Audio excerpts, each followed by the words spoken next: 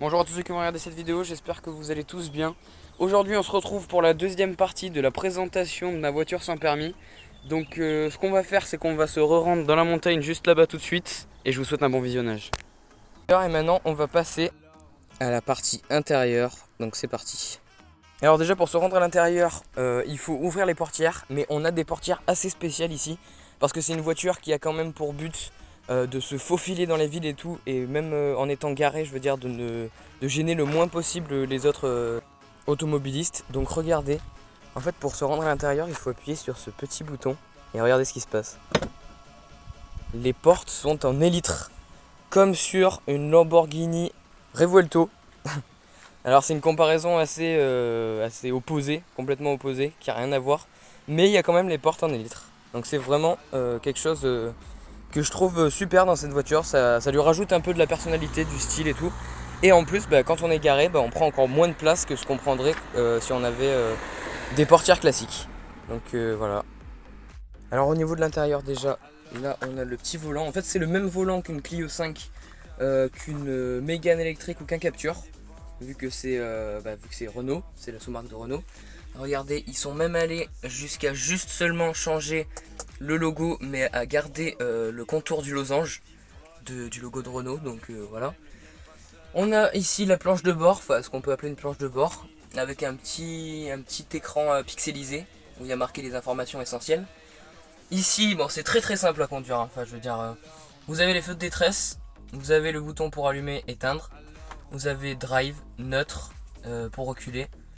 Là, bon, c'est une ventilation. Donc, c'est ici la ventilation. Donc, on peut choisir ou de désembuer le pare-brise ou de faire une ventilation vers nous pour se rafraîchir, comme il n'y a pas de clim. Et le chauffage, bon, il était en option. Donc, ensuite, là, vous avez les essuie-glaces. Donc, voilà. Ici, les clignotants, le pommeau de clignotant. Donc, voilà. Au niveau des sièges, donc déjà on a le premier siège avant, le siège conducteur, qui a plutôt un bon maintien latéral et global. Je veux dire franchement il a un très bon maintien. On a même un peu des surpiqûres orange pour rappeler la couleur extérieure, enfin les petits stickers extérieurs.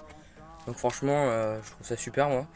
C'est une sellerie on va dire à la fois tissu mais qui est pas en cuir. Même c'est pas du simili-cuir. C'est une autre matière dont je saurais pas vous dire le nom. Et ensuite, comme je vous avais dit tout à l'heure, regardez, derrière le siège conducteur, il y a un siège passager. Alors vous allez me dire, il n'y a vraiment pas beaucoup d'habitabilité. Effectivement, quand on est derrière, j'en ai déjà fait l'expérience, on est assez serré. Mais c'est vivable quand même.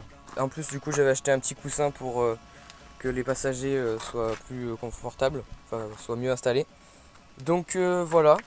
Ensuite, on a le plafond et donc en fait, on n'a pas de revêtement ou quoi, je veux dire on voit toute l'architecture qui est en métal donc de la voiture. Et là on a la petite vitre arrière, donc par contre oui il n'y a pas trop de visibilité arrière, hein, je vous avoue. C'est plus utile quand même de regarder à travers les rétroviseurs, parce qu'on a quand même une meilleure visibilité que derrière. Et donc voilà pour l'intérieur, ici on a un petit filet de rangement. Donc là je l'ai lavé il n'y a pas longtemps mais ça se ressalit très vite. Et c'est pareil, au sol il n'y a pas de tapis de sol.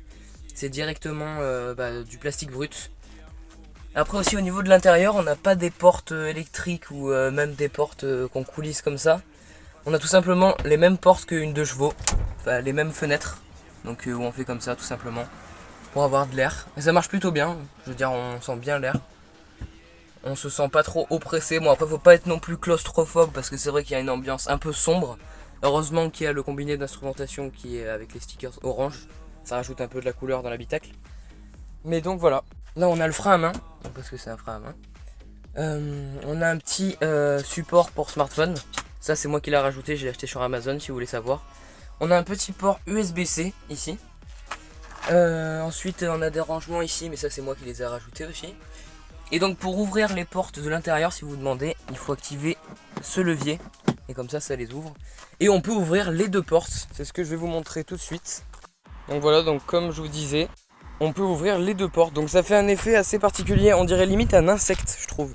Enfin ça a un peu la carrure d'un insecte.